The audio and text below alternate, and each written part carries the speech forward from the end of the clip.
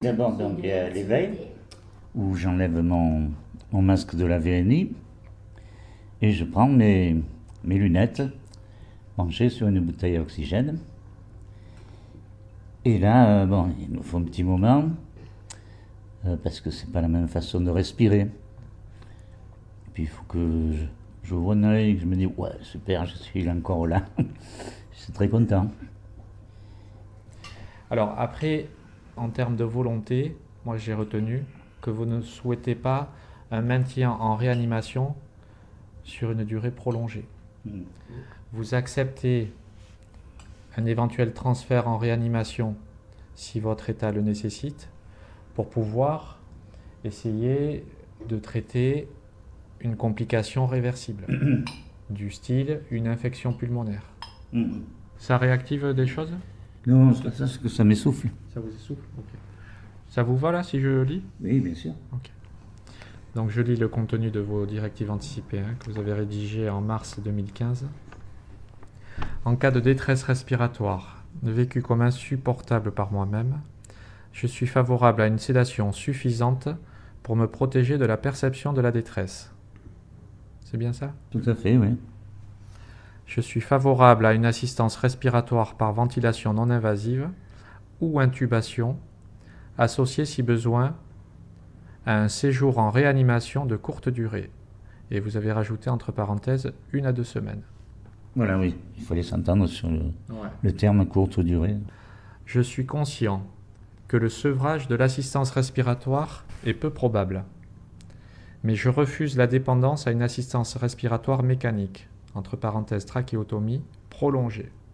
Qu'est-ce qui vous a poussé à rédiger ces directives? À quel moment vous avez senti la nécessité de les rédiger? Étant plus jeune, j'avais vu un ami à mon grand-père qui était sous trachéotomie, donc à l'hôpital.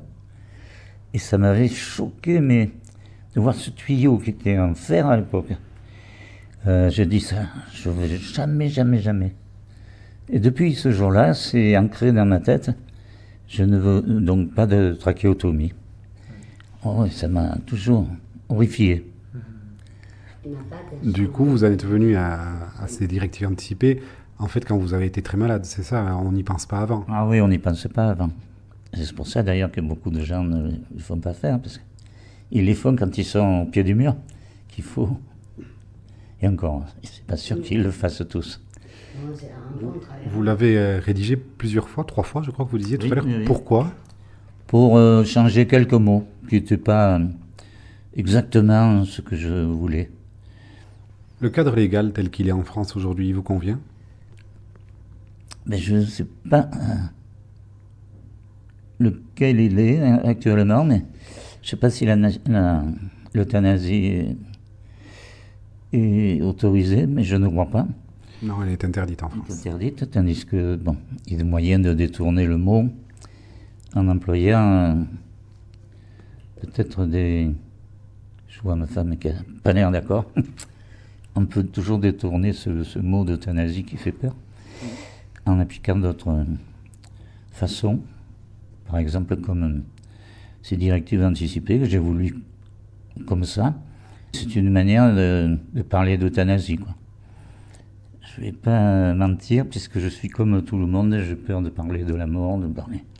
Et donc j'en ai assez sur la tête avec la mienne, qui se rapproche comme tout le monde, hein. Mais je crois que je vais gagner.